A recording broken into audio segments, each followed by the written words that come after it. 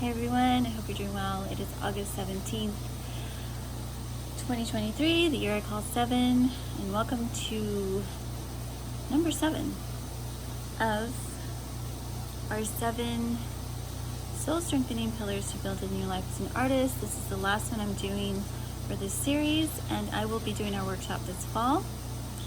I'm happy to be back, and I hope you guys have been doing well. And I hope the last video was a video that inspired you and helped you. It certainly helped me. Thank you for being patient and allowing me to share. Today I come to you with whole self. Our whole self. This is what we long for every day. This is what we seek after. This is what we are here to discover, is our whole self. I did take notes this time because I just felt inspired to write, and so I'm pretty much going to be reading from my notes. So let's begin. Our whole self is the sum of our broken self and our restored self. This is who we are. We are both. As broken vessels, subject to the pain and suffering of this world, we are constantly in a battle for our soul. This doesn't need to be explained to us because we live it every day. But our soul longs for its fullness. It longs for the essence of self. And knowing our soul and its condition is the foundation to waging war against the thieves of our soul. And there are many, many, many thieves that come against us to get us off track, especially when we have discovered the path to life. Our soul is designed to be in perfect health and peace.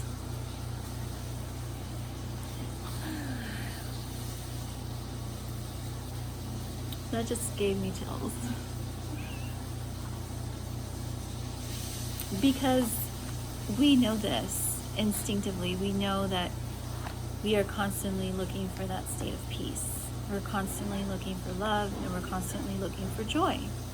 As I mentioned before, these are 3 spiritual inheritances that are given to us. So it's very natural that we're seeking after them. And it is because this is part of the whole self. This is part of that person that God designed us to be, that we are learning to become as we are journeying through this life. So today I'm going to share this beautiful collision that will align us to our whole self. So I'm literally going to break the 2 down, broken self and restored self, and then we are going to put it all together. And that's pretty much kind of how the recovery process is. You have to break down first before you're built back up. And this is learning about my broken self. So first of all, I want to say that we all have a broken version of who we are. And I'm going to get into this in just a minute, but coming to that place of realization is the first step, and it's paramount to truly building your life as not only an artist, but just building your life in general. You need to know where you were broken so that you can learn how to live in the fullness that you were designed to live in. So my broken self is the part of me that is still wounded or is in recovery from my woundedness. Okay, so broken me is I don't even know I'm broken, and broken me is I know I'm broken, but I'm in recovery. Okay? Now, my restored self is the self and part of me that's recovered or has come into a state of health and wholeness. Okay, so in other words, restored me is I've come out of my brokenness and I have clarity and I can see what's happening to me, or I am in a state of health and wholeness. That is, I've overcome something, I've conquered something that was once a part of broken me, if that makes sense, okay? They both are constantly in flux and transformation as we're taking ourself, as we are taking ourself by the hand into the inner healing journey. Okay, so this is how this all starts, is coming to this realization. So as I shared before, there are different stages of acknowledging that I am broken. There's different stages. So the first stage would be running away, resisting, because I'm not quite ready to face that I have a problem or I'm hurting in some way. The second stage would be, and I think I've shared this before in the last video actually, but the second stage would be acknowledging, and this is where we're getting to right here, acknowledging that I have a problem. For many of us, and I've shared this before, but for many of us, we have learned unhealthy coping mechanisms to mask what's going on internally. And a lot of times we can live in this state of fleeing from what's hurting, and this can look like different things. But when we come to the place of acknowledging is when we begin to take our power back, which is an amazing place to be. And many of us are there. Many of us have experienced it. But we need to come to that place to begin to heal. So let's get into the broken self first. I teach with She's Restored that we have two foundational pillars to our brokenness. Okay, the first is our childhood trauma and woundedness. Okay, so everything we went through as a kid or a child, or in our adolescence, that broke us, that wounded us, whether it was mentally, emotionally, physically, sexually, spiritually. And also, the second one is our life experiences up to this point. That is to say, if I had childhood trauma and I didn't realize it till I was older, I may have carried that with me, and most likely I did carry it with me into my young adult years. And instead of dealing with it, I did deal with it, but I dealt with it in a way that actually perpetuated the problem and compounded the problem, by running away from it through whatever it is, any kind of addiction, any kind of rebellion of any kind, until I get to the point where I realize I have a problem. Okay? When we begin to understand what we've been through, we can then learn how to unravel our broken self. And this is where we want to get to, is that catalyst moment, that epiphany that I'm hurting and I need help. Okay, which is what I shared in the last video. We all have trauma. That's very important to acknowledge, is that we've all been through something.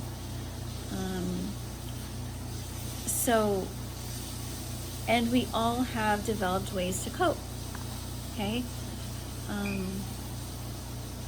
And there's so much, there's so many layers to this, because a lot of times our coping is related to generational bondage and generational curses. That is to say, if my parents sort of dealt with their life stressors or dealt with problems that they had a certain way, and I grew up understanding that belief system, then if I don't understand how negatively that impacted them, then I may inherit that and adopt that into my belief system, and therefore do the same thing. This is why we see a lot of, patterns of behavior from generation to generation, because we haven't been the generational,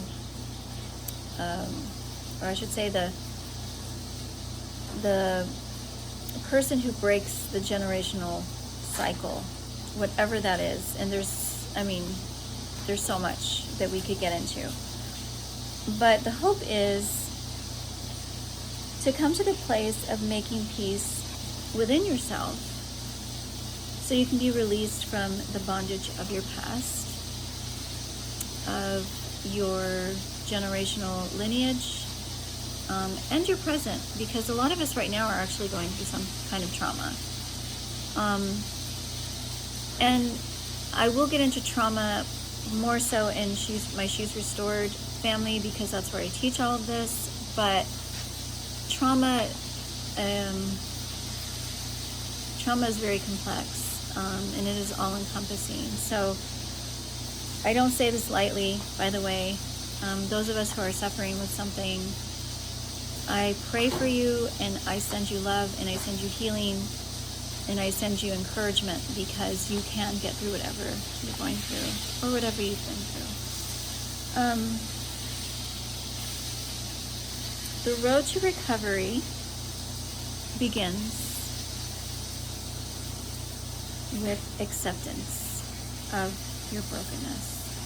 I have to come to that place where I'm not running from my pain anymore. I'm not masking it with unhealthy coping mechanisms or habits or lifestyles that have clearly not helped me. They've just actually made my life more awful.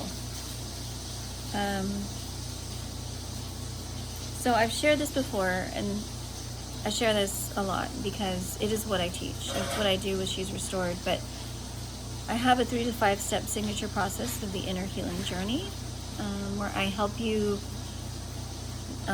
through these stages of accepting, acknowledging, accepting, and embracing, and then going through the process so that you can release and receive your healing. Release the pain and receive your healing.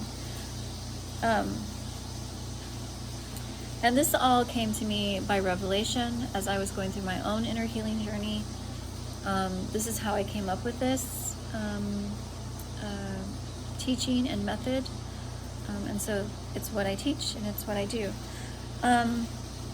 So this is what acceptance looks like. Okay, and again, I'm generalizing this because of time, but acceptance begins with acknowledging, first and foremost, that I'm struggling or I'm hurting. And this can be a process by itself, because it is a process, right?